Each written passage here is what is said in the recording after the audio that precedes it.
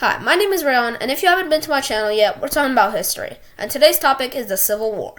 1861. The United States decides to go through a midlife crisis. The South, or as they call themselves, the Confederacy, basically sent a "you up" message to the independents.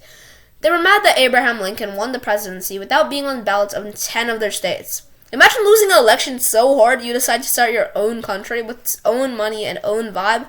The vibe? We'd like to keep our human property. Please and thank you. It was the ultimate, "you can't fire me, I quit" move in global history.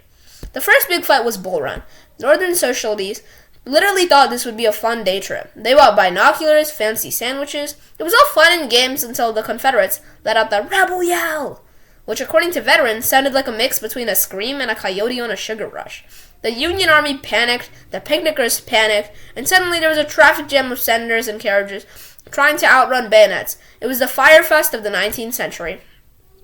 We have to talk about the facial hair. The Civil War was the Olympics of questionable grooming. You had General Ambrose Burnside, whose facial hair was so legendary we literally named sidebirds after him. He looked like he had two squirrels high-fiving on his cheeks. Unfortunately, his military skill did not match his fluff. At the Battle of the Crater, his plan was to blow a giant hole under the Confederates. It worked, but then his troops ran into the hole and realized they couldn't climb out. It was like a giant, deadly ball pit with no exit. Then there's George McClellan.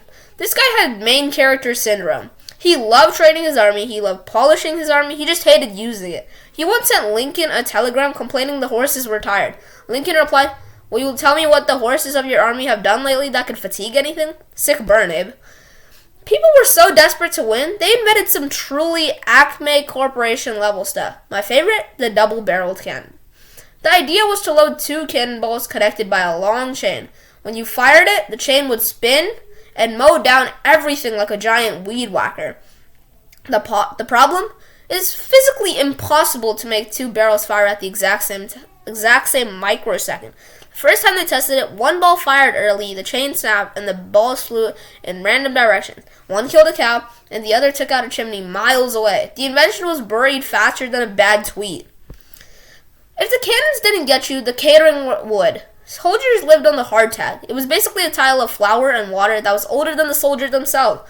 To eat it, you had to soak it in coffee to soften it up. It was that hard. When you did that, the maggots and weevils would float to the top of your coffee. Soldiers called these skirmishers. I don't even know what that means. Don't ask. They didn't even get mad. They just skimmed them off and kept eating. This is the level of done these guys were.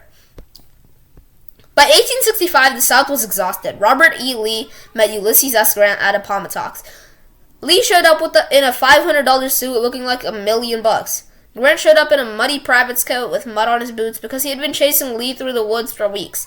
They signed the papers, the North won, and the country spent the next 150 years arguing about what it all meant. But hey, at least we got sideburns that abolished the worst institution in human history out of the deal. If you enjoyed the dive into this messy, hairy, maggot-filled reality of the 1860s, hit that subscribe button. Next week, we're talking about the time Australia lost a war to emus. Stay weird, history buffs.